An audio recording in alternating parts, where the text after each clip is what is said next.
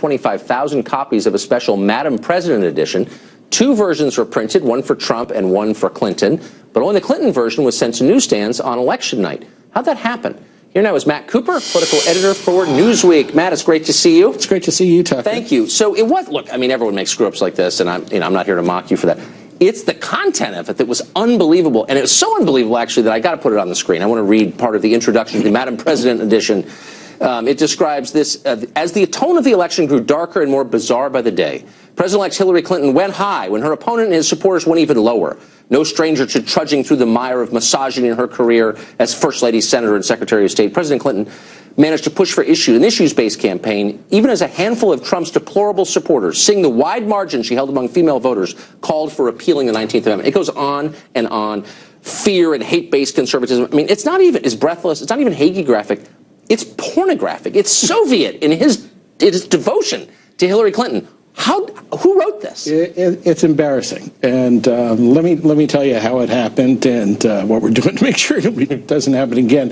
Newsweek, like a lot of publications, puts out special commemorative issues. Yeah. You've probably seen them on the newsstands. You know, 75th anniversary of D-Day, or, you know, we have one out about Harrison Ford's acting career. This is a big part of the magazine business now. Yeah. And what we did for the election was the company that we subcontract to, as you said in the intro, produced two editions. One, President Trump, the other, Madam President.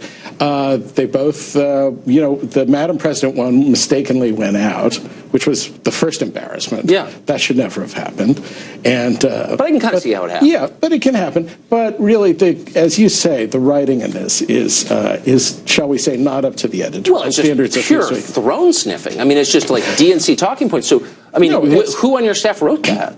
Well, no one on our staff wrote it. Again, we subcontract out to a company. But when you read it before it went out, what did you say? Well, no, we didn't, and that's part of the problem. What do you mean you didn't read it before it went out? See, we subcontract these commemorative issues to a company, and this is pretty common in the magazine business now. The company that does it for us does stuff for Reader's Digest or Scientific American. Wait, nobody read this before? Well, let me just finish. Okay. Yeah, so it's sort of been done on a separate track, and we did not review it before it went out. Well, but what if they had like reprinted Mein Kampf or something? I mean, well, if they had reprinted Mein Kampf, that would have been even worse. There's no question. Look.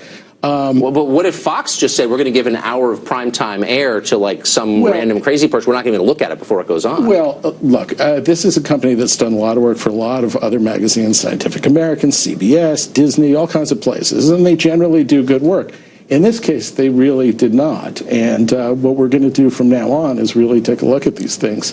Even though we didn't, you know, over at regular Newsweek didn't put it out, you know, we're ultimately responsible for the name. You're an old friend of mine. I'm just going to say this out loud, and I'm a fan. That seems so reckless and crazy to let someone else take over your magazine and not even check what they're writing. Yeah, well, again, it is a separate kind of track. But look, I hear you. It's got the Newsweek name on it. Yeah, it's right here, Newsweek. Ultimately, we're going to bear responsibility for. Well, that's like, you know, that's like with the World Series, you know. Yeah, but it says Newsweek, and maybe I'm dumb. Like, if Apple released an iPhone made in Bangladesh that didn't work, I would hold them responsible for it. You know what I mean? No, look, there's no question the writing that you've cited, and it's one of the Daily Caller reporters did a good job sussing it out. Look, there's no question. So what kind of blew my mind was not just that, but some of the other coverage. So you've got this guy, Kurt Eichenwald, who works for you. He tweeted out in September this tweet. It says, "I believe Donald Trump was institutionalized in a mental hospital for a nervous breakdown, which is why he won't release his medical records." No evidence of that at all. Newsweek wouldn't answer any questions about why he did that or back up his claim.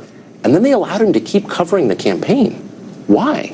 That seems really nutty to me, making an allegation like that and not backing it up. Well, I can't speak to that tweet. I don't know about it. Let me just say this. I mean, Kurt's done some incredible reporting for Newsweek, so, you know, I'm 100%, you know, behind what he's done in the magazine in terms of, you know, sussing through Donald Trump's finances. He did a great cover a few weeks ago about how Trump's organization had violated the Cuban embargo. I mean, I'm not saying everything he's writing is wrong or anything, or he's a bad person or anything, but he's such an anti-Trump advocate, and it's so clear on his Twitter feed and in his pieces, you can't really pass him off as a reporter, can you? Well, look, I think his writing, you know, speaks for itself, and people are going to have to judge it as it is. But I think for the stories, you know, leaving tweets aside, I think, you know, judging from the stories in Newsweek, you know, did he write this? I was thinking. Now you're just baiting me. Now I'm being mean. Matt Cooper, great to see you. Thanks for doing this. Congratulations It on was the show. tough, but I appreciate you're a game man to come on. Thank you. Thanks for having me. Donald Trump select.